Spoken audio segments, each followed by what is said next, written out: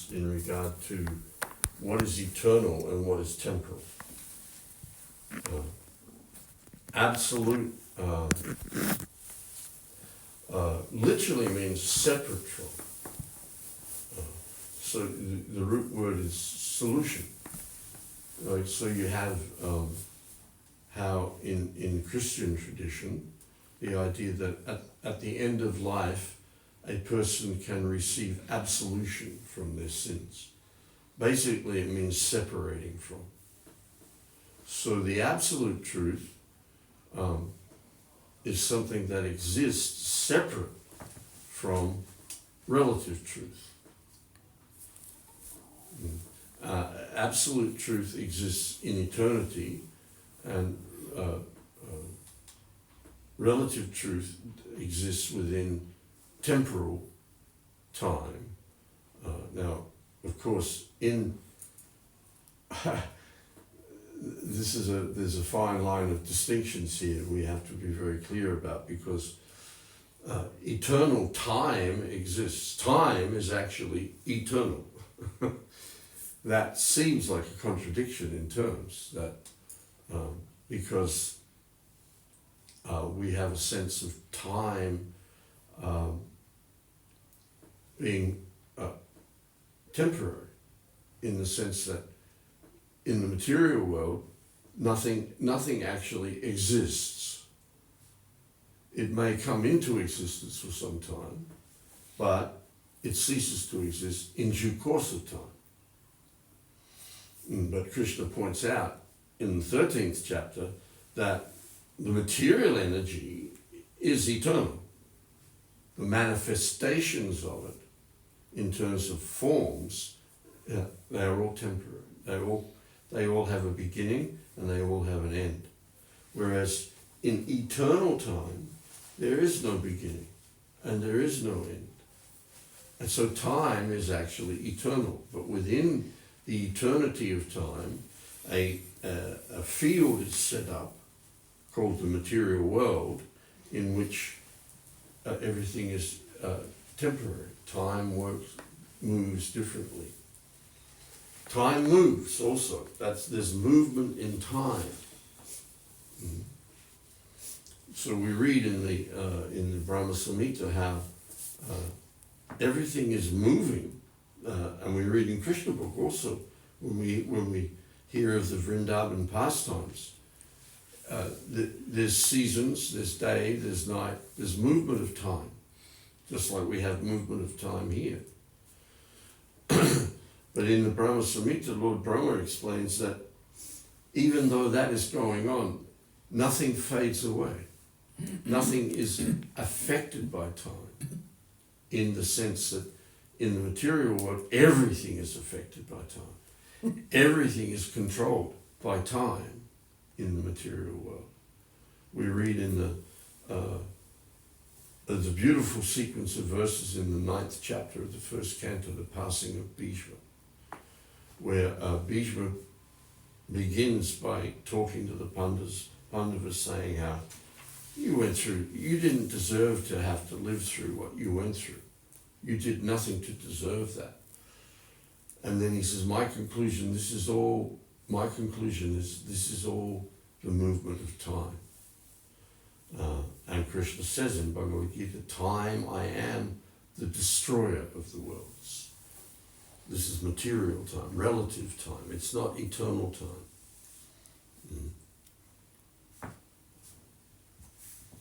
So absolute truth, as opposed to relative truth, is truth that never changes. There's never any question about it. It's true because it's true because it's true. There's no change. So then we come to this question of, well, what is the absolute truth of existence? Is the absolute personal, or is the absolute impersonal? The difficulty with these kind of things, we see it all the time, is to bring things down to just a binary. You're always on one side or the other. Just like, are you a Democrat or a Republican? Are you a Tory or are you Labour? Bring it down to these kind of things. Are you a man or are you a woman? Bring it down to a binary. And of course, definitely there's binary there, but there's who was it? One god sister, Kanta or Kanti? She, Kanti or I can't remember. There's two god sisters, but one of them in her remembrances of Srila Prabhupada, she said, I was always confused. I was always disturbed by that idea that is God personal or impersonal? Is the absolute personal or impersonal? And she said, I was very relieved when I asked Prabhupada that question. He said, he's both. He's not one or the other. He's both. And this brings in this brings things into very sharp understanding, because you can't discount the impersonal, because we all understand the impersonal exists. Energies in the material, all material energies are impersonal.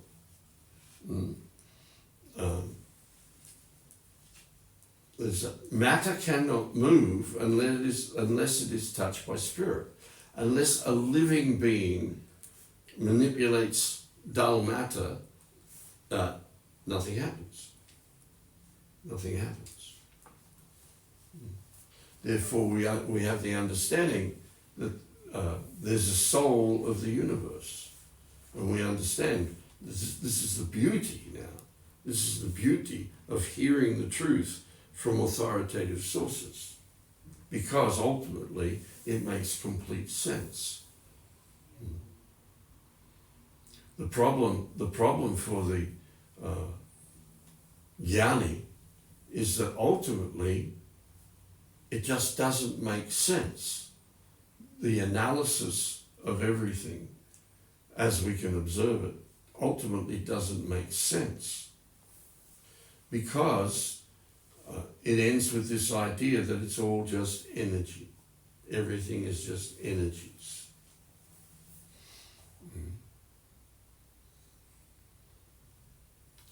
And that there's ultimately no personal source of everything, or there is no personality in the source of everything.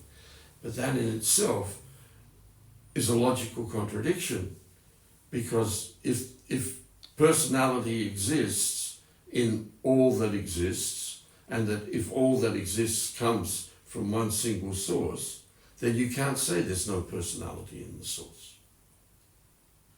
You can't say that. It's not logical. And that confounds the intelligence. With a poor fund of knowledge, it confounds the intelligence of a person, and they become angry. Therefore, vitaraga bhayakroda manmaya marupashrita bahavo jnana tapasa puta madbhavam agatam. Prabhupada goes into very, very clear detail about this in the purport to this verse 410.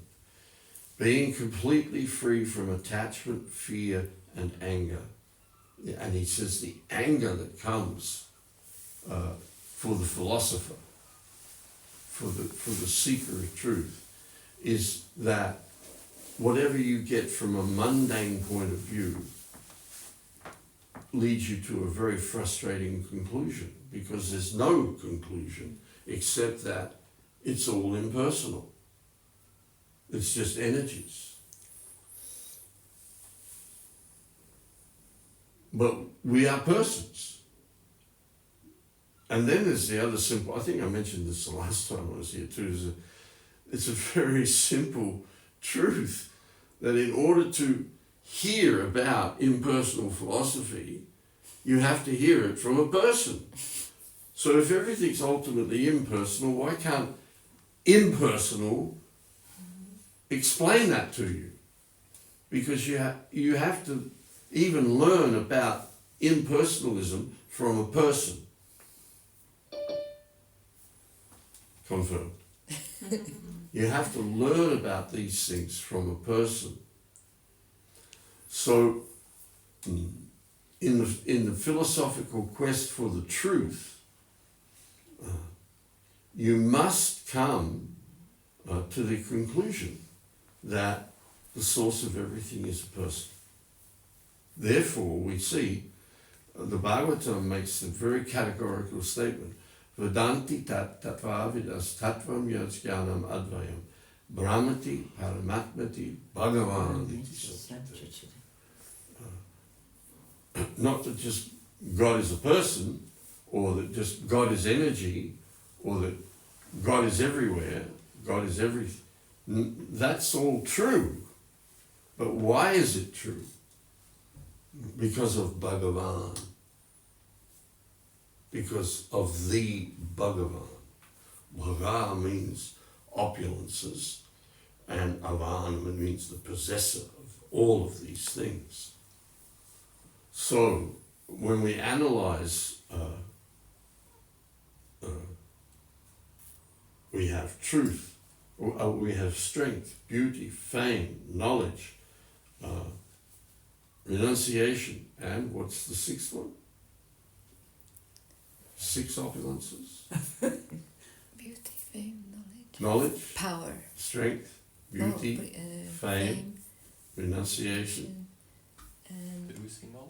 Huh? Do we say knowledge? Knowledge, strength, beauty, fame, wealth. wealth. Yeah. Well, it escaped us. I have no idea what that is. Oh yeah, wealth, yeah. Does exist. Maybe I didn't go to class that day. What did you say, Sam? What was your joke? I didn't say. It escaped us. Escaped us. So these six things are necessary for life. You can't live without these things to some degree or another in your life, and the absence of any one of these things can have a very deleterious effect on the quality of your life. And we all want these things, or to some degree or another.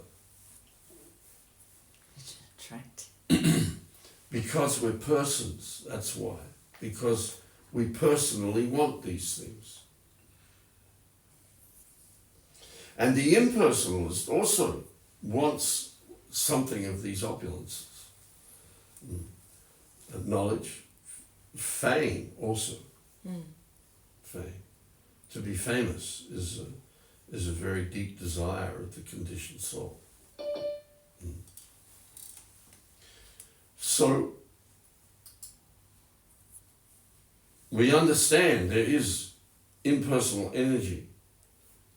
We also understand that there is a presence in nature. That we also sense there's another presence within ourselves. We don't know what it is, but we have that sense. And then we have the sense that there is God. But then if we analyze, we go into etymology and we look at the word God. These things, the epithet God is like king. It's a position. And like we have this tradition in our culture, in the English culture, where the king is dead, long live the king. We don't say king is dead, long live king. We say the king. And Hayagriva Prabhu, he made a point when he first started editing Prabhupada's books. Prabhupada had a statement, oh, comma, the king. And I agree with thought, oh, that's a funny name for a king. But then he realized Prabhupada was using what is now an absolute, or rather an obsolete use of thee. It's not used now in regard to God. We don't talk about the God. We talk about God. But we still talk about the king, or the landlord, or the prime minister, or the president. So when you come to the concept of God, what God means is a person to whom we show respect, basically. On the base level, a person is a God if they are shown respect. But then if we come into theological conceptions of God,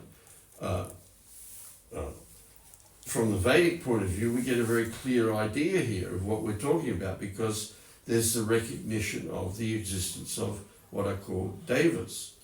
In English, the term is used demigod, but they are gods. They are gods, they are persons who are worthy of respect, great respect, because they are greatly empowered entities. But then, it's common sense. Well, is there a God of the gods? And in the material sense, yes, there is. Indra is the God of the gods. He's the king of heaven. He's the God of a certain range of, he's not the God of Brahma, Vishnu, and Shiva, but he's the God of the demigods. He's the one who is he's the most powerful and respected. But then we have the understanding that there are devas, but then there is the Deva, the God of the gods. And even in Christian theology, that idea is there. King of kings, God of gods. They don't say God of gods. They say King of kings, because the whole idea of anyone but God, only God, is sacrosanct. And the whole concept of there being demigods and empowered entities who rule the universe and so on is all swept aside, not even there.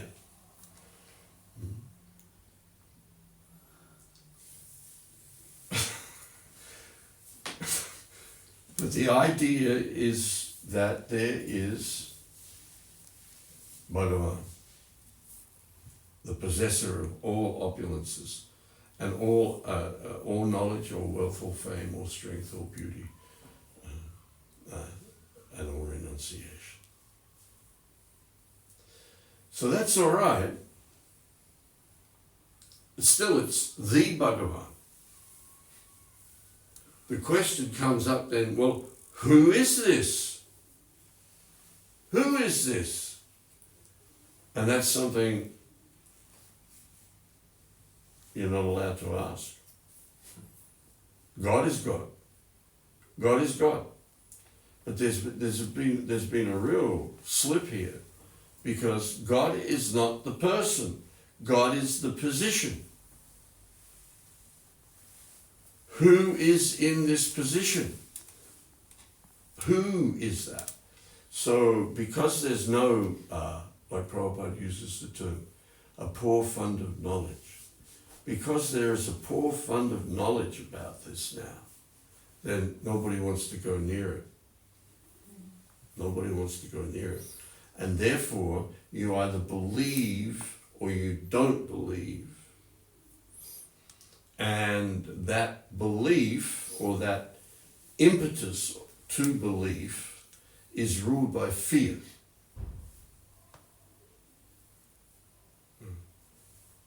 Up to the point where if you don't believe, then you will be killed.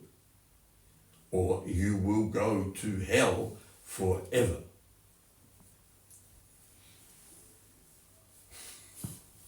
There's a routine by a comedian, he passed away, a fellow called George Carlin.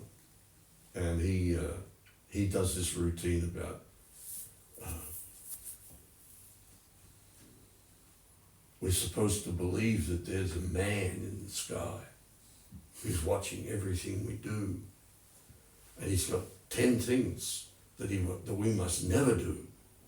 And if we do any one of those things, he'll send us to a place where there's fire and there's pain, and we'll be beaten, and we'll be moaning and groaning and suffering forever.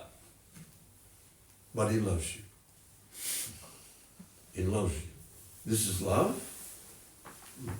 This is what drives intelligent people to the end of their tether. This just doesn't make sense. What to speak of the idea, no man has seen my face and lived. This is my Father? I'm never allowed to see my Father? I'm never allowed to know who he is? I'm never allowed to have a personal relationship with him? That doesn't make sense either. And if you think about how things become perverted and degraded, that idea that you can never see the face of God and live is actually there in our philosophy also. But it's not that you'll be killed if you see the face of God. One gopi says to another gopi in one of the plays of Rupa Goswami, don't go down to the Jamuna and see the face of Govinda, because you'll never be able to live the normal life in the same way again.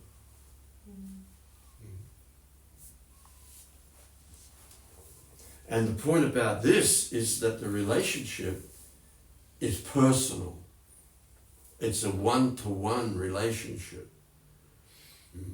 Now, Prabhupada says the relationship with Krishna is intimate. Now, generally speaking, in human life,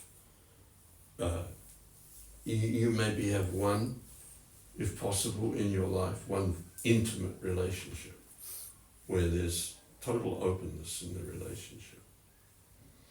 You may have, and then you'll have close relationships, and then it's like an ever-increasing circle of less intimacy, levels of friendship. So to then be presented with the idea that there is the Supreme Being, the Supreme Personality of Godhead, with whom every single one of us has an intimate relationship, a personal, one-to-one relationship. That one-to-one relationship is part of the fabric of an inconceivably complex set of relationships with different flavors in the relationship, different rasas.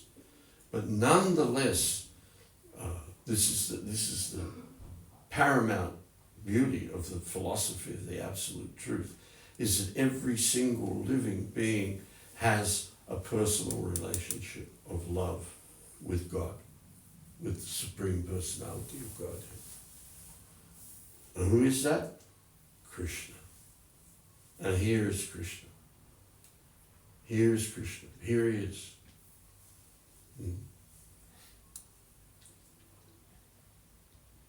So therefore, there comes a point where you simply have to surrender to this. You simply have to accept and surrender. Not in any sense of force, because the essence of the relationship, the essence of life, is love. And it cannot be forced. You cannot force someone to love you. Love is free. We are free. We are actually free. We've misused our independence and put ourselves in a situation of bondage in the material world. But we did that freely. We were free to do that.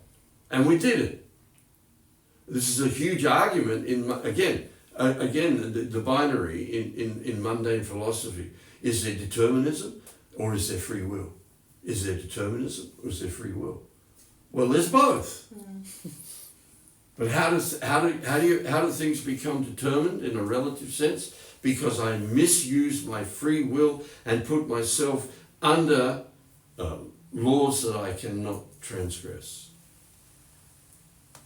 that I have no control over. I put myself in a situation where I have no control. I make the choice.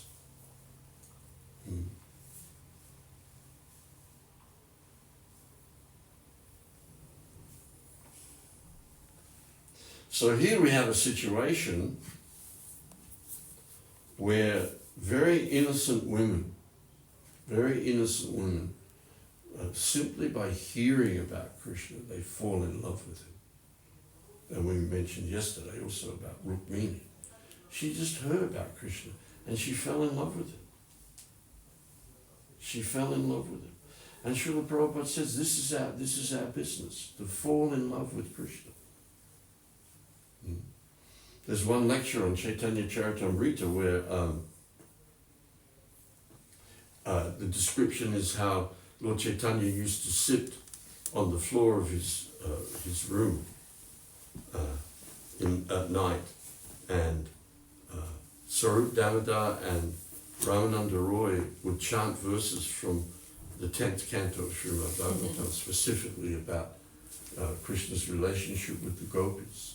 And Lord Chaitanya would sit and cry just at hearing this sound. He would sit and cry. And Prabhupada begins the lecture by saying, so this is our process. You come, you sit on the floor, and you hear Krishna, and you cry.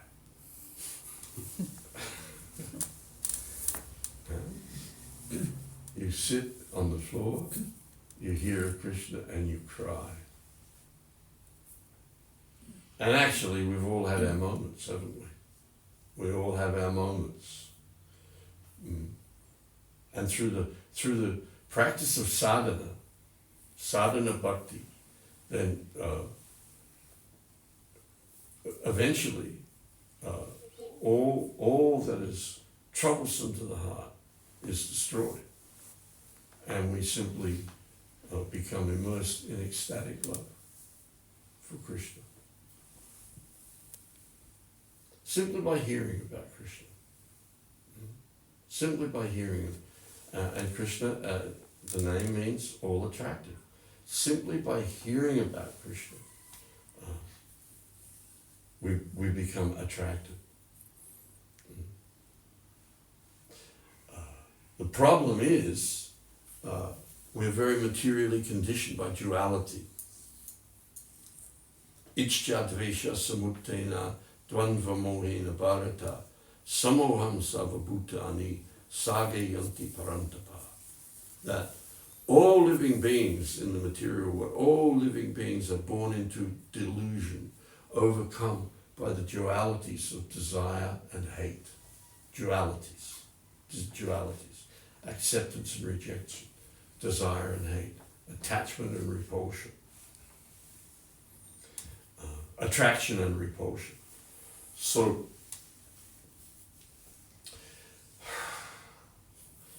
in one lecture when Prabhupada commented on this verse, he says, so the original desire is to be Krishna in the material world. We come to the material world to be Krishna. But there's only one Krishna. So we come to be pretend Krishna. But the duality is there's hatred. And Prabhupada says the original hatred is of Krishna. So we pray that there's the prayer that I've been inimical to you for a very long time. I've been inimical to you for a very long time. Now I'm surrendering to you.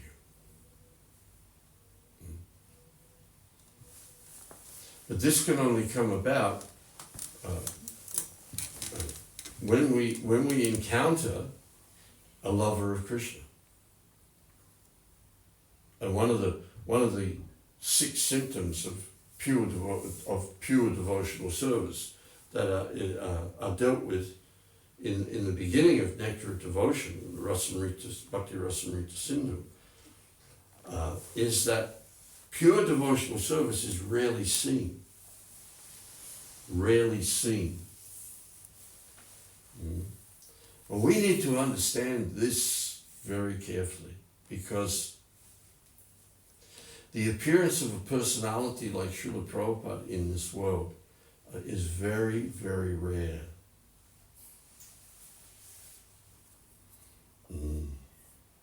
Once in a day of Brahma, Lord Krishna appears. Once in a day of Brahma.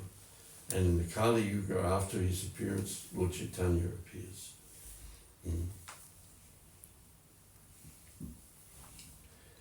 And not long after that, Srila Prabhupada appears. Once in a day of Brahma. There's the example is given that to have the encounter of a pure devotee of the Lord is like the possibility of a turtle in the middle of the ocean, the middle of the Pacific Ocean, a turtle breaking the surface of the water to get a mouthful of air, while simultaneously putting its head through a knothole in a piece of driftwood.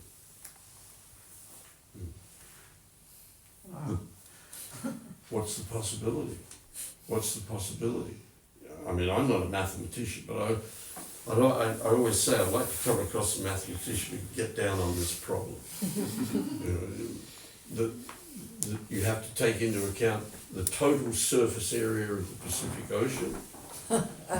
Yeah?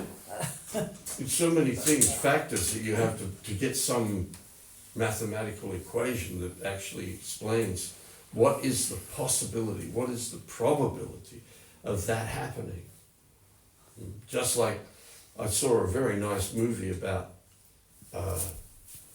evolution and the question of, what do they call it? Intelligent design. And at one point in the movie, they talked about how, what is the possibility of evolution having taken place? All things considered. And they had like you have the numerator and the denominator of a fraction.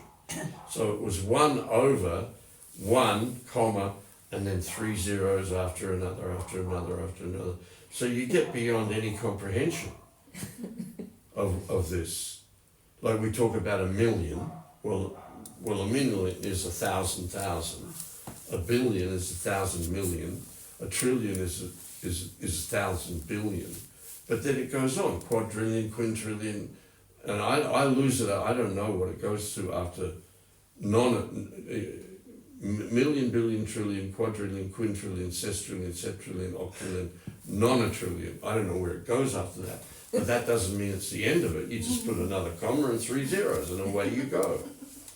So for like 30 seconds in the movie, it was just these zeros going past, and then they just cut it. And that there's no end to this, to the infinitesimal possibility of. They say yes, evolution could have taken place along the terms that Darwin defines it, but the possibility is just so infinitesimal you can't measure it. So therefore you just write it off. It's not possible. So the same thing we're talking, the possibility of something like this happening in our endless sojourn in the material world. Oh, Krishna. I'm sorry.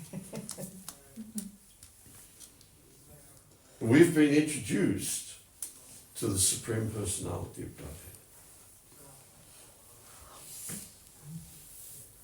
We've been introduced to the Supreme Personality of Godhead with the complete philosophy of our situation. When Lord Chaitanya says, to Sanatana Goswami when he says, I don't know who I am. I don't know who I am. And Lord Chaitanya's immediate answer is, you, like all jivas, are the eternal servant of Krishna. But then he goes on to explain, and you've forgotten this.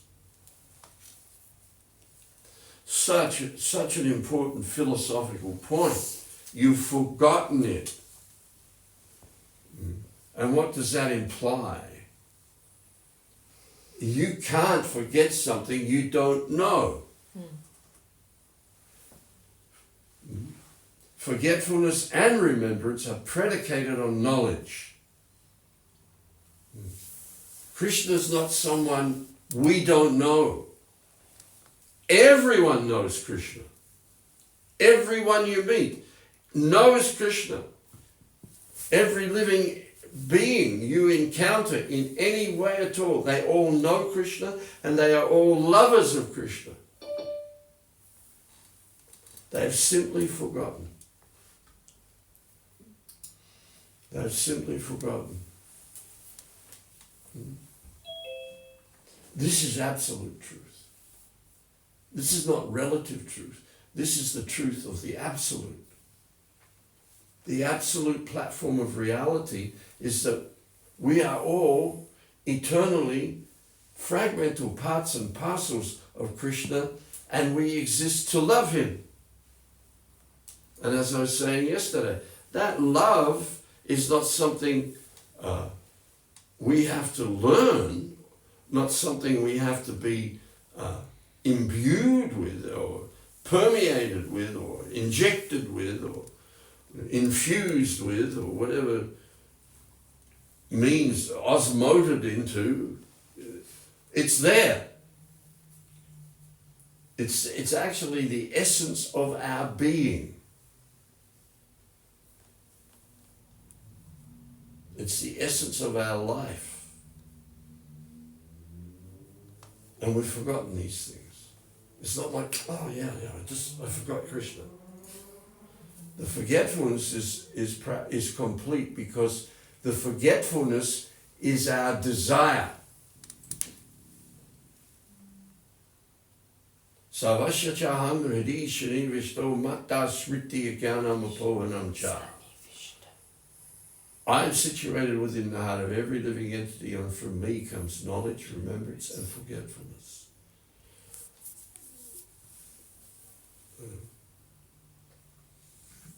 And due to our forgetfulness, we think that, well, if there is a God, he's a rascal, because why has he done this to me? How could there be a God if he's put me in this suffering like this? Well, he did it. We put ourselves in it because we misused our independence. And this is the real kicker. This is the real philosophical challenge to every one of us. The reason why we did that is because we became envious of Krishna. I want to be Krishna. Not you. I want to be. This is identity theft. I don't want you to be. I want to be you. Because the supreme absolute truth is that there is only one supreme being.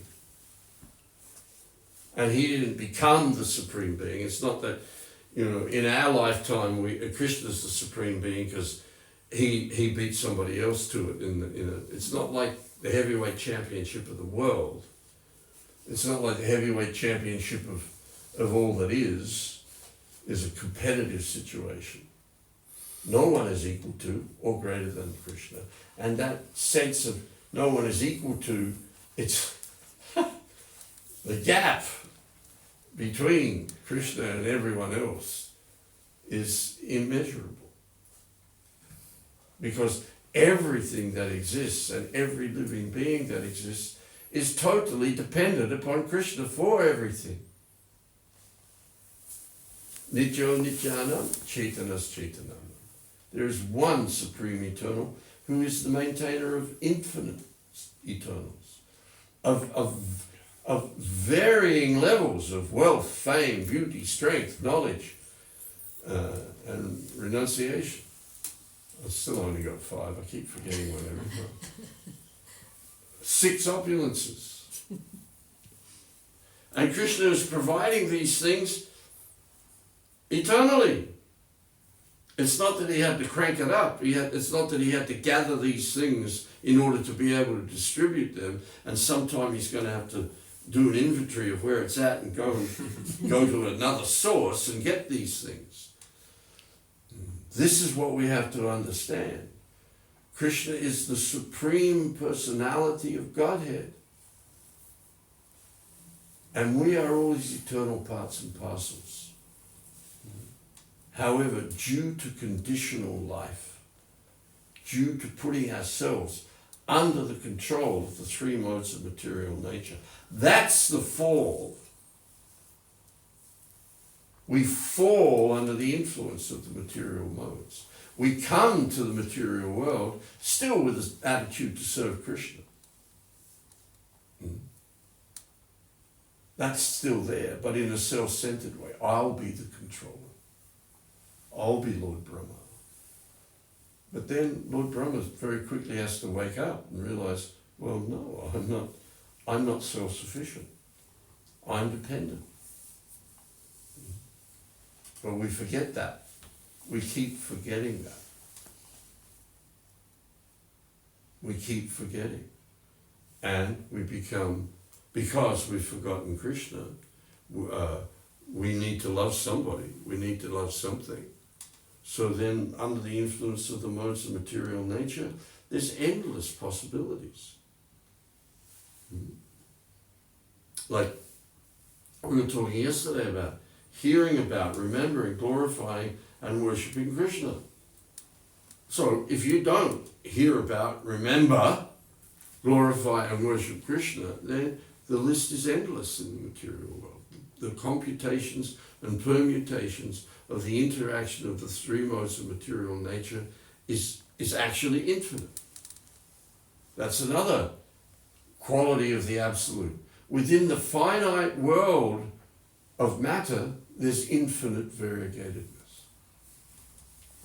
Go figure that out. Within a finite situation, he's created infinity. But it's an infinity of misery. Abrahma bhuvana loka punaravartinoju. From the highest planet down to the lowest, all the places of misery. And the variegatedness is endless. You just have to watch a few nature study programs of different species of life and what they're going through, what the miseries of existence. And we've been there. We've done it over and over and over and over and over and over again. So here we are with this opportunity, which arises in our lives, in our sojourn in the material world, so very rarely. You think of our situation here now. Here we are in the human form of life on this earth planet, after the appearance of Chaitanya Mahaprabhu, after the appearance of Srila Prabhupada in the world, after the establishment of the Hare Krishna movement on the planet. Lord Chaitanya's eternal Sankirtan has been established on this planet, manifest on this planet. And here we are, in the human form of life, which again is rarely achieved. Again, this word rarely is like, oh, it's rare. It's rare. Well, yeah, how rare? Again, you can get into the math of it. How many planets are there in the material world? How many humans? How many species of life are there? How many times have we been in the human form of life? Where? When? We could have taken a human birth on this planet in 1742. He maybe 60, 70 years, died early in 18 something. Gone, running around as a dog here somewhere now, or an amoeba somewhere. Who knows what karma we would have accumulated and where it would have sent us. But here we are. This is inconceivable good fortune. Inconceivable good fortune. We must become very sober and serious about this. And of course we're not. Because we're very deeply inebriated by our long association with the material energy. And at the core of our association with the material energy is our, as Prabhupada says, our long cherished desire to dominate the material world. However big or small our range of influence may be.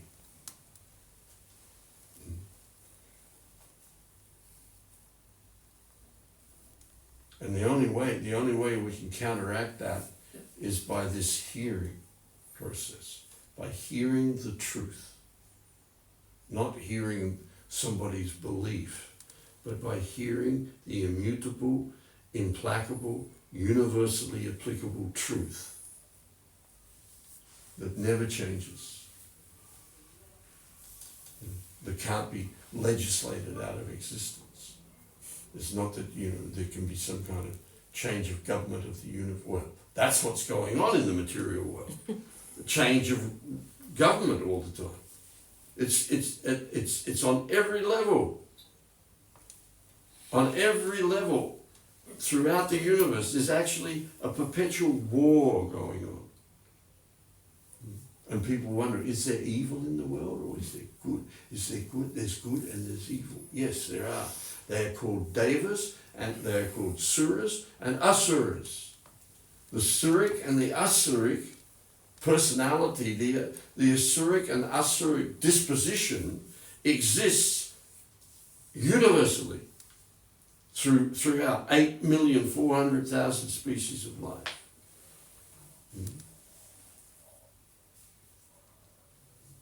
It's going on endlessly. Just like they say, within the body, there is a constant war going on between the good cells and the bad cells, the white cells and the invasive cells. And it's always going on. So this creates trouble. Trouble. There's always trouble. We always deal with the trouble with this, the trouble with that.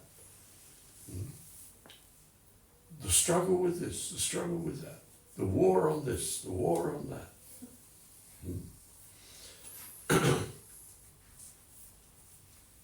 So what is the remedy? The remedy is to hear from authoritative sources about what is the actual truth underlying all of this. Now this is Bhagavad Gita, Srimad Bhagavat. Here it is. Here it is. In the second canto of the Srimad Bhagavatam, in the 8th chapter, verses 5 and 6. Beautiful, beautiful verses. Where Parikshit Maharaj, actually it's the beginning of, right at the beginning, right from the first verse, he's glorifying the Bhagavatam. And in the 6th verse he says, can you give me the second canto, please? Just read this.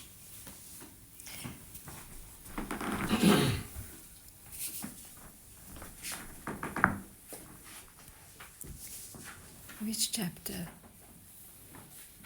8th chapter, 8. verses 5 and 6.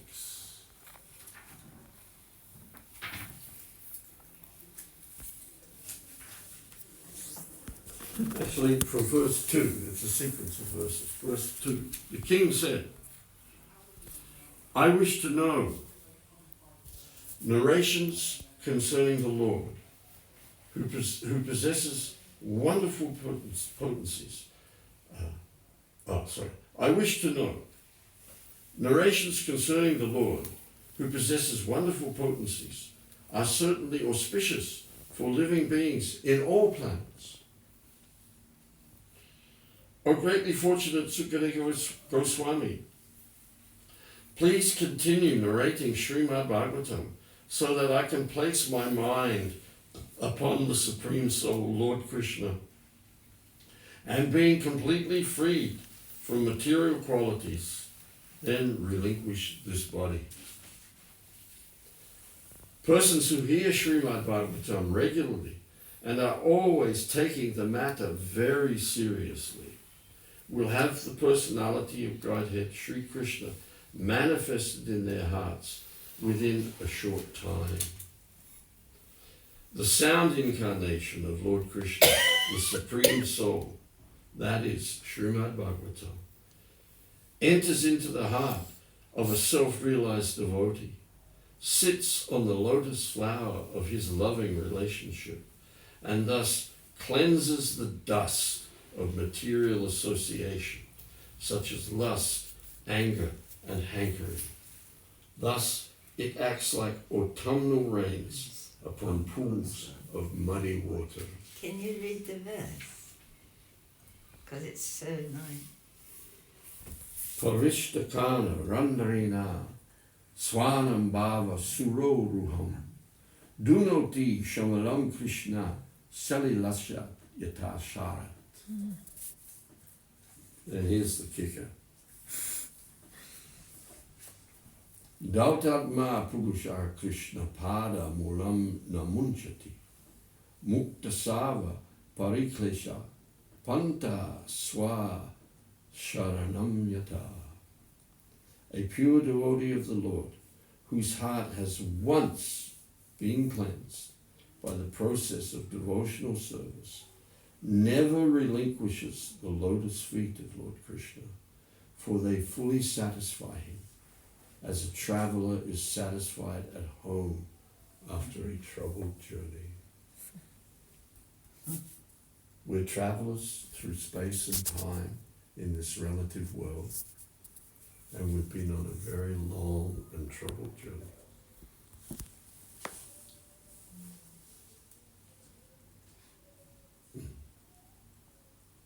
Does anyone have any questions or comments? Yes. Hare Krishna. I was just thinking about what you said, the appearance of someone like Shobhobad is a rare occurrence, but how fortunate we are that we have the association of Shobhobad. Sorry? How fortunate we are that we have the association of Shobhobad through these purports, as you were saying yesterday, and just making the most of them. Oh yeah, make the most of them, because that, you, go on, you have more to That's say. it. Well, that leads on to a very important verse in the second canto. In the fourth chapter,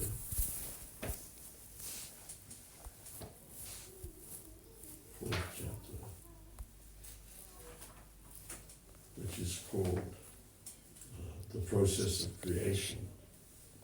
Again, we have questions by Pariksit Maharaj at the beginning. And then from verse 12 to the end of the chapter, we have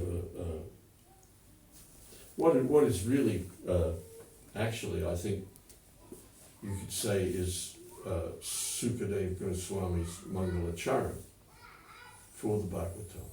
Because when you see at the beginning of the second canto, at the end of the first canto, Sukadeva appears and Pariksit Maharaj asks him, what should one do when he's on the threshold of death? And then we're into the second canto. And Sukadeva Goswami is like so excited to be beginning. He more or less just goes, he says, well, Vyasadeva recited the Bhagavatam to me, now I'm going to recite it to you. And he's straight into it. So we get to chapter 4, and Pariksit Maharaj has asked him a lot of questions. And in verse 11, Sutta Goswami says, when Sukadeva Goswami was thus requested by the king to describe the creative energy of the personality of Godhead, he then systematically remembered the master of the senses, Sri Krishna, and to reply properly, he spoke thus. So then verses 12 to 24 are prayers by Sukadeva. And in terms of what you said about the importance of hearing and studying these books, we come to verse number 24, which is very powerful.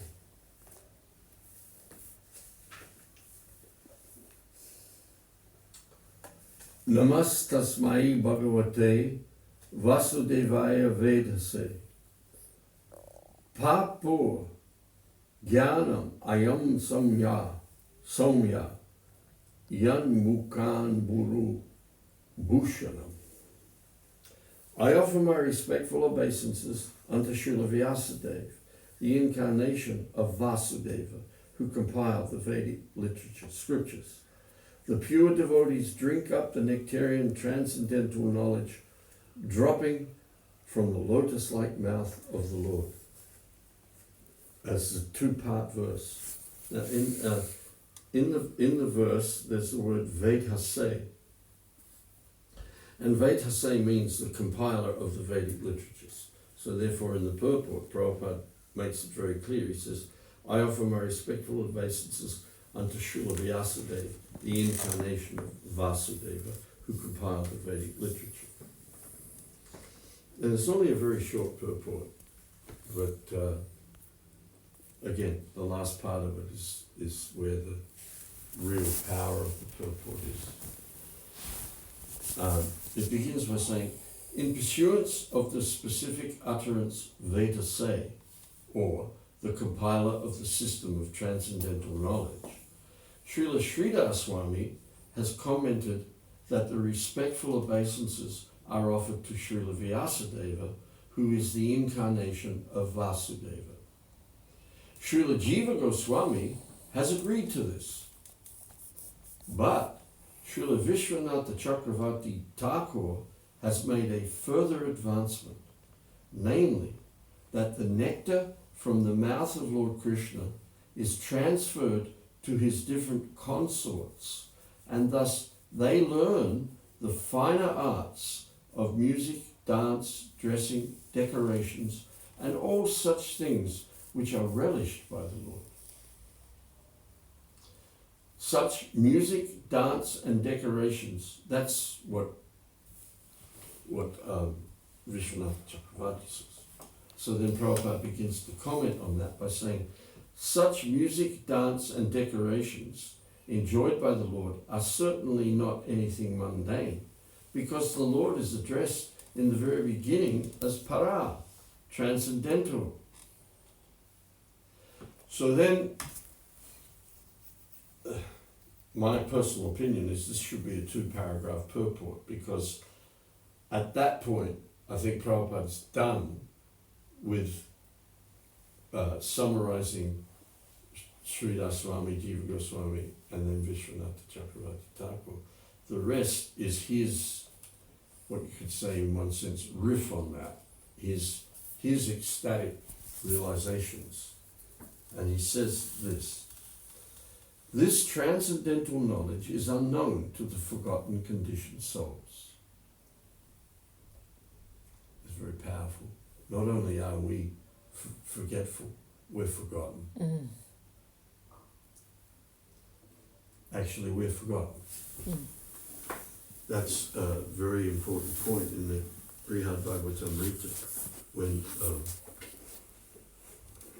Gop Kumar arrives back in Braja, and there's the reunion with Krishna. Or when he first arrives there, nobody sees him. He's witnessing what's happening, and then Krishna and the cowherd boys, all the people in the village, they hear the horns and the conch shells blowing. So they all run out to meet Krishna and the cowherd boys coming back from the pasturing grounds. And first of all, there's just a cloud of dust, and then they start to see forms. but still nobody's seen Gokuma yet. He's just running along with them. But then Krishna sees Gokuma, and he comes running forward and embraces him, and they both faint. And then everybody sees, who's this? Where did this person come from? Because when we leave the spiritual world, not only does Krishna give us forgetfulness of him in the spiritual world, he gives everybody in the spiritual world forgetfulness of us. The only person who remembers us is Krishna. Everyone else forgets us because they're just absorbed in Leela, and to have the idea that somebody is left is unbearable pain for everybody. So then, that's just a side issue. This transcendental knowledge is unknown to the forgotten conditioned souls. Srila Vyasadeva, who is the incarnation of the Lord, thus compiled the Vedic literatures to revive the lost memory of the conditioned souls about their eternal relation with the Lord. One should therefore try to understand the Vedic scriptures, or the nectar transferred by the Lord to his consorts in the conjugal humor from the lotus-like mouth of Vyasadeva or Sukadeva. So Prabhupada there is making the showing there is no distinction between what is written in the Vedic scriptures and the nectar transferred by the Lord to his consorts in the conjugal humor. So just hold that thought and we'll go on. By gradual development of transcendental knowledge, one can rise to the stage of the transcendental arts of music and dance displayed by the Lord in his Rasa Leela. But without having the Vedic knowledge, one can hardly understand the transcendental nature of the Lord's Rasa dance and music. The pure devotees of the Lord, however, can equally relish the nectar in the form of the profound philosophical discourses and in the form of kissing by the Lord in the Rasa dance, as there is no mundane distinction between the two. So what is the conclusion? What is the conclusion? The form of the profound philosophical discourses compiled by Srila Vyasadeva and the gradual development of transcendental knowledge is non-different from dancing with Krishna in the Rasa dance. Qualitatively, there is no difference. So people, this is the answer. Why should we read these books? Why should we read these books? Because gradually you will realize that Krishna's kissing you. But we're so dull now. We're so dull, we don't experience it as it is. Just like Prabhupada gives the simple example of sugar candy curing jaundice. We're so jaundiced that we can't taste it yet. But you keep going, and eventually all that is troublesome to the heart is practically destroyed. Lust, anger, greed, lamentation, hankering, it will all go. All of our attachment and all of our attachment to the material world will just evaporate in due course of time. Therefore, Srila Prabhupada was always stressing, now that you come, don't go. Don't go. We come with all kinds of baggage. We're all loaded down. Travail and are heavy laden. Come all ye who are travail and heavy laden. Travail is where travel comes from.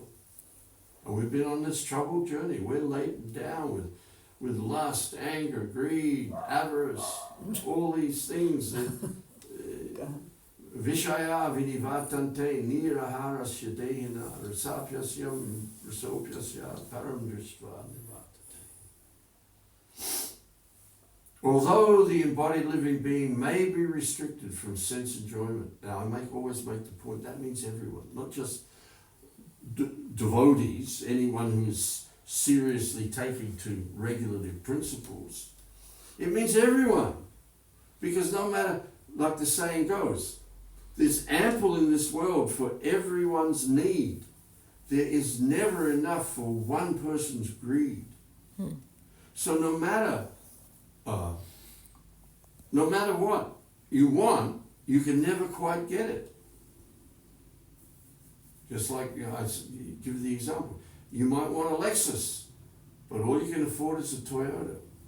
It doesn't mean you lust after a Lexus every time you see it. The taste is still there, always, but you're restricted. You're either restricted by your karma, or you're restricted by your choice of accepting a path of regulating your senses. You're restricted. But the taste is there, deeply embedded in the senses. The taste for sense objects. But, this is the pivot, but ceasing such engagements by experiencing a higher taste, one becomes fixed in consciousness. Eventually. It might take some time to get there. Because tadatmanas, tad budayas, tanishtas, tad parayana, gacchantya puna avritim jnana nirduta kalmashaha. One's intelligence, mind, faith, and refuge have to become fixed in Krishna. Fixed, as Prabhupada, Krishna says, in the Supreme, but that means Krishna. Then one becomes cleansed. Jnana nirduta kalmashaha. All kalmashaha, all unwanted, dirty things, all misgivings, all doubts that all arise because of material attachments. When one's intelligence, mind, faith, and refuge are all fixed in the Supreme, then one becomes cleansed of all misgivings by virtue of complete knowledge. Then one proceeds straight on the path of liberation. Right now, we're still inebriated. We're a little wobbly on the path of liberation.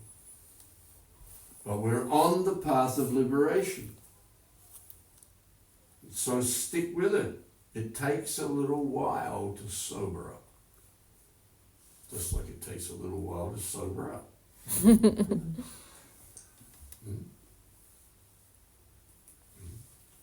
First of all, they say, like in Alcoholics Anonymous, first of all they say, you become abstinent and then you become a dry drunk.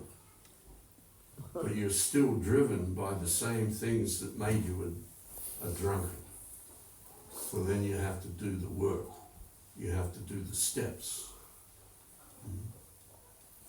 Or we have to do the sadhana, Vaidhi Bhakti. This is the recovery program. And gradually,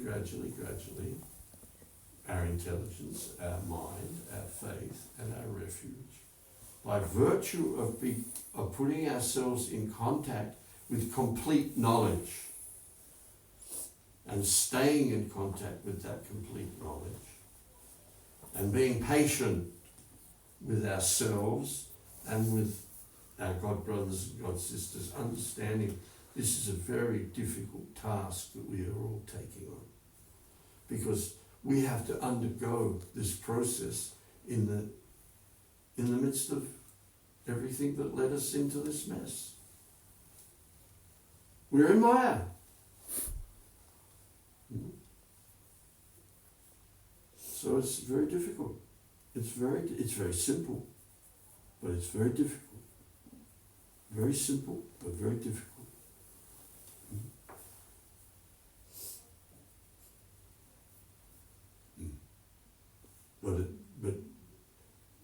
Get a hearing program, no matter how intermittent it may be, even. Get a hearing program. Hear this philosophy over and over and over again. Preach to yourself about it over and over and over again. And don't give up. Don't give up. That's all Maya's business is to make you give up. That's all. Failure is not the opposite of success. Failure is a part of becoming successful. Recognition. Oh, just like with, who was it? Thomas Edison did 10,000 experiments before he got a light bulb that didn't blow out. And people would say, give it up, it's failing, you failed, Tom, give it up. He says, no. I just know that doesn't work. So I'm not going to do that again, but I'll do another experiment. I'll make another adjustment. And we've given all the tools. Do this, don't do that. Here's the guardrails, here's the program. And so you crash and burn. So what do? You pick yourself up, you get back. What's that? That's life. Riding high in April, shot down in May. That's life. That's this world. And the illusion of Maya is you're no good, you can't do this, you won't make it. Give it up. And then she can isolate you in that. And then the next thing is, there must be some taste. So if you're not getting the higher taste, no matter how unsavory it may be to you at times, then you're going to go back to the lower taste. And you have to be very careful about that on this path, because as Oscar Wilde said, I can resist anything except temptation. And then Jesus has got it there very kindly. Lead us not into temptation. But there's temptation all around. Therefore, we have to remain in the process regardless of whatever happens to us. And Krishna says that, apichet sudaracharo bhajate mama nanyava sadhu reva himantavya samyagya vasiho vasito hisaha. You may fall down. Well, Krishna says you may fall down to the most abominable activities. But then he says, only 2 times in the whole Bhagavad Gita he uses the word sadhu. Paritranaya sadhu no, and then sadhu eva himantavya. Eva, certainly. You fix the determination. You fix your determination. You may be weak. You may be misled. But actually, Krishna takes notice of the fact that you've made a determination in your heart. Determination. Termination means an ending. De means from an ending. So this is the power of surrender. You surrender to Krishna. You surrender to Krishna. And you can't fudge that. Krishna knows. Krishna knows. But he says to Lord Chaitanya says to Sanatana Goswami, anyone who once sincerely and seriously surrenders to me, then I protect him. So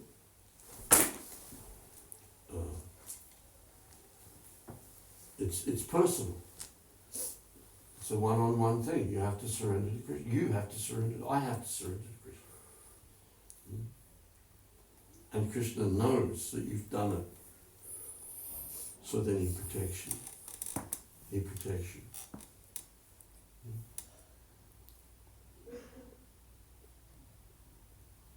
Even though you may fall down. Even though you may trip up and fall down.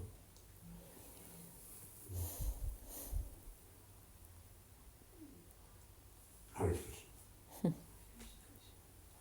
Yeah, is that it? Any other comments or questions? Anything from the room before we hand it over to Zoom? No? Please, do the raise a hand, but please ask a philosophical question or share a realisation on what we've just heard. Gillian, did you have something? Gillian. Hare Krishna, thank you again for the marvellous clarity. Thank you, Hare Krishna. Hare Krishna. Thank you. Jennifer's got something. Please go ahead, Jennifer. Hare Krishna, Bhagavat Ashraya Prabhu. Thank you again for a lovely lecture. I wanted to refer to when you were talking very early on in your talk about how we're all fragmental parts and parcels of Krishna, and we're eternally his servants. So we're a part of the whole, and so ultimately never separated from the whole, which is Krishna. But because we're so materially covered and conditioned, and illusioned, we carry on as though we are. I think my question is relating to Mayavadis, I think is the right term, who believe that, impersonalists, who believe that we're all part of the oneness. That oneness is Krishna's energy, anyway, as you alluded to. And so, in a way, they're right, we are. This is what I'm just proposing. I was speculating on it or musing on it. We're all part of that oneness because that is part of Krishna. So they're right, but it's not the total picture. Yes. Is that right? That's correct. I also quoted the verse that says, the supreme absolute truth is a non-dual substance progressively understood as Brahman, Paramatma, and Bhagavan. And there is a book called the Vedanta Sutra. And the Vedanta Sutra, the Veda means the Vedas, and Anta means after the Vedas. After you've studied all the Vedas, this is in the Vedic culture. Vedanta means, sutra means a little succinct statement. So there's a book called Vedanta Sutra. And Vedanta Sutra begins with Atato Brahma Jigyasa. Atato means now. That now means now that we've finished studying all the Vedas, now and the Vedas deal with Brahman. They talk about Brahman in so many ways. The we are Brahman. Brahman is that which everything is resting on, and so on. There's so many statements about Brahman. But then Vedanta Sutra says now we need to be inquisitive about what is the actual nature of Brahman. And then it says Janmadhyasyayaton, that Brahman is from which everything emanates. And then Vyasadeva writes the Srimad Bhagavatam as a commentary on that. And he makes, we'll take it in the beginning as a proposal, but it's an assertion that Om Namo Bhagavate Vasudevaya Janmadhyasyayaton, that it is Vasudeva from whom everything emanates. So then we get a more comprehensive understanding of Brahman. Brahman is not only all-pervasive and in one sense one-dimensional, it is also infinitely variegated in its manifestations. And the supreme manifestation of Brahman is Parabrahman, the supreme being. And we are all expansions of that supreme being. Prabhupada gives the example of there's a fire giving sparks. The fire is in one place and it is very powerful, but then there'll be some breakdown of the material burning, and you get sparks come up, and they have heat and light just like the fire, but they're very small, and they retain their heat and light completely while they remain within the aura of the fire. But if they leave the aura of the fire, they gradually lose their heat and light. So this is an analogy for the state of affairs that we're in.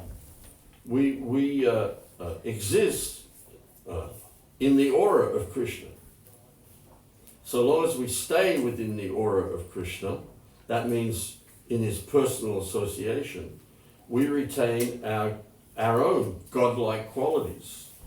But if we leave the aura of Krishna, we leave the association of Krishna and enter into this artificial world that we're in now, then we lose our heat and our light, and we become dull, like cinders. Cinders are sparks that have lost their heat and light, but if you pick up a handful of cinders and throw them up above the updraft of the fire, they regain their heat and light.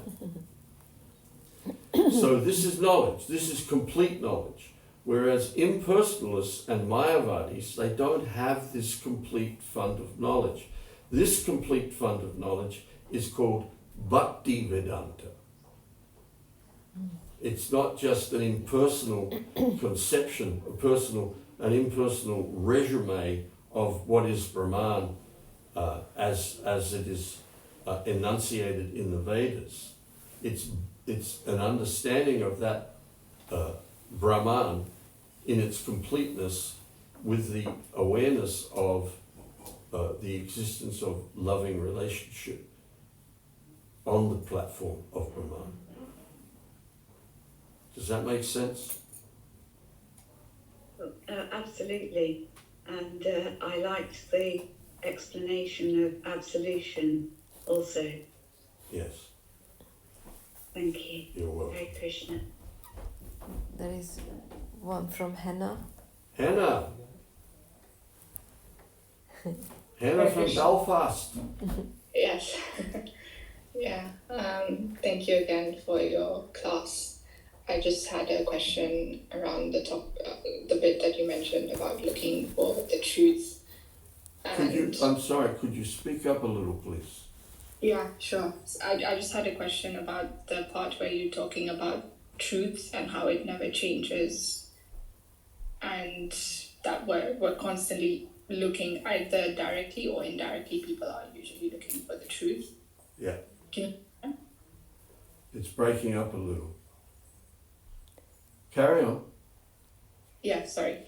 So there's some people who are looking for this truth, but they can't find it in the right place, or they don't want to find it in the right place because they've had some sort of trauma with like religion, let's say. So here in Northern Ireland, there was a lot with like Catholics and Protestants, and a lot of people had to lose their lives.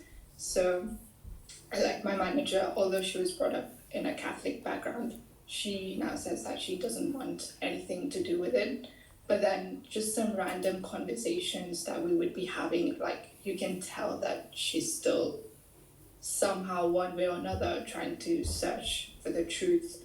But then because she's seen what religion has done to people in terms of, people have literally lost their lives, she doesn't want to look for it in that place. So how would you what would you tell them, or how would you help them?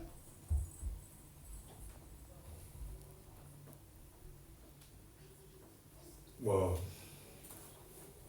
I'll start off with a little funny story.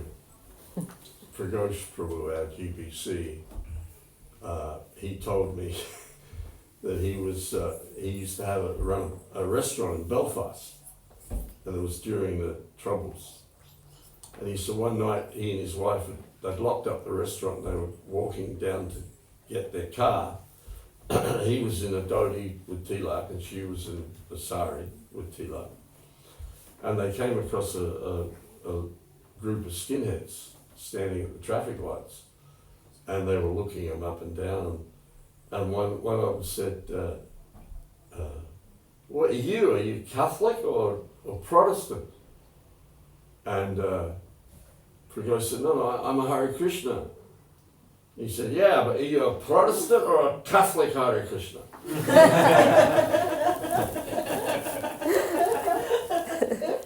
So and then he said he went off and got his car and drove back, and he ran down the window and he yelled out, "I'm a Hare Krishna, Hare Krishna." But that illustrates a point that, like I was saying about that kind of thing, you get stuck in this binary situation. You're either good or you're bad. You're going to go to hell forever. And this is all a control mechanism anyway, ruling you by fear. So that makes it very difficult. And we're not helped by the fact that the way society works now is they categorize everything so that Krishna consciousness, what Prabhupada came with the International Society for Krishna Consciousness, with the science of self-realization. He didn't come with Hinduism. But the problem is now, for various reasons, the International Society for Krishna Consciousness is viewed as a minority sect of Hinduism, which is so far as Catholics, Christians, and all varieties of Christians and Muslims, and that's just another religion, and it's been politically dealt with for centuries, so that there's all kinds of problems around it. So we need to be promoting Krishna consciousness as Bhakti Yoga, the science of self-realization, not as a religious sect, a sect of the religion of Hinduism.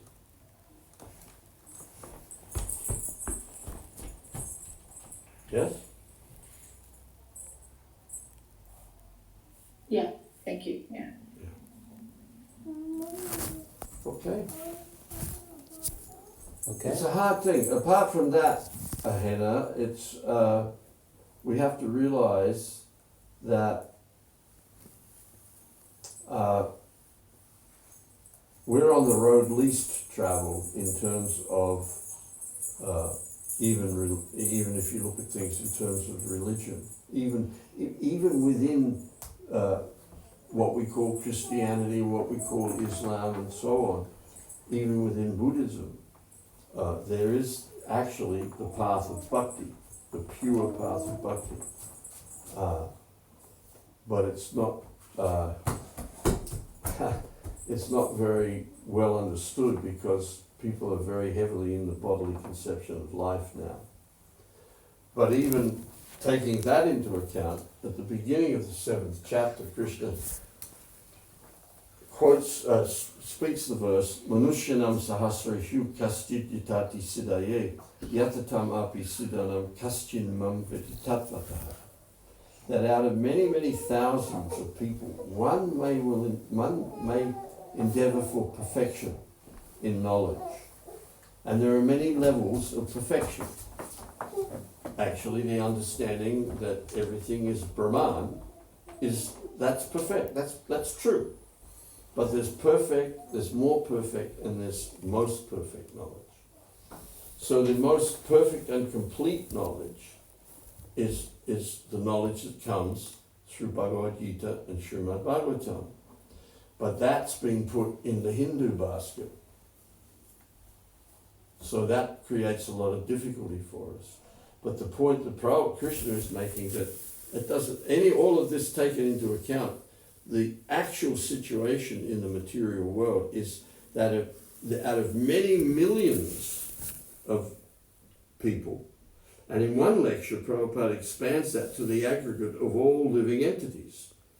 He says hardly one living entity who's somehow or another come into the human form of life will endeavour for perfection in knowledge. And out of countless numbers of those people who have achieved some kind of perfection in knowledge, hardly one is interested in what is the absolute truth. And therefore Krishna says, hardly one will know me in truth. So that's why I say, we're on the road less travelled. And you will find, due to attachment, fear and anger that people carry with them, as a result of their experience of material life and their hankering for material life, hardly anyone is going to be interested in Krishna consciousness. But Prabhupada said you don't need to get more than maybe 1% of the planet's population to be seriously involved in Krishna conscious practice to bring about a huge change in the world. But in terms of Lord Chaitanya's Sankirtan movement, it's a 10,000 year like umbrella that comes up. And like anyone who comes under the shelter of Lord Chaitanya's lotus feet will attain complete perfection. But then Prabhupada says, just like when it's raining and you put up the umbrella, it doesn't mean the rain stops. So underneath this umbrella of Krishna consciousness, Kali Yuga will go on all around us. And that's why Lord Chaitanya's, well, this is my opinion, but Lord Chaitanya's Sankirtan mission appears just 5,000 years into Kali Yuga. Look how degraded everything is already. You say Kali Yuga lasts 432,000 years. What if Lord Chaitanya's mission started at 100,000 years into Kali Yuga? Just imagine how degraded things are going to be then. So it's hard enough now. But this is the arrangement of Lord Chaitanya. 10,000 years. And 10,000 years is a long time in our understanding. We don't have 10,000 years of recorded history of any culture. You've got 2,000 years of Christianity. What is it? 1,300 years or something. I don't know how many years of Islam. But we're talking the re-establishment of Sanatana Dharma. Not many people are interested in that. People are very interested in, especially in the Kali Yuga, in sense gratification. And that also means materialistically motivated religion. Srimad Bhagavatam begins, Dhamma projita kaitavotra, kicks out all materially motivated religious activities and gets to the essence of what Dharma is. So, the best way to present this to people is as Dharma, as Sanatana Dharma, which is achieved through Bhakti Yoga. And that begins with a teaching that you don't find anywhere else, that we are all eternal beings, part and parcel of the Supreme Being. That's knowledge, that's not a belief. But you can take it or leave it. Yes? Okay? Thank you. Thank you, that was a very good question. Hare Krishna. We're done?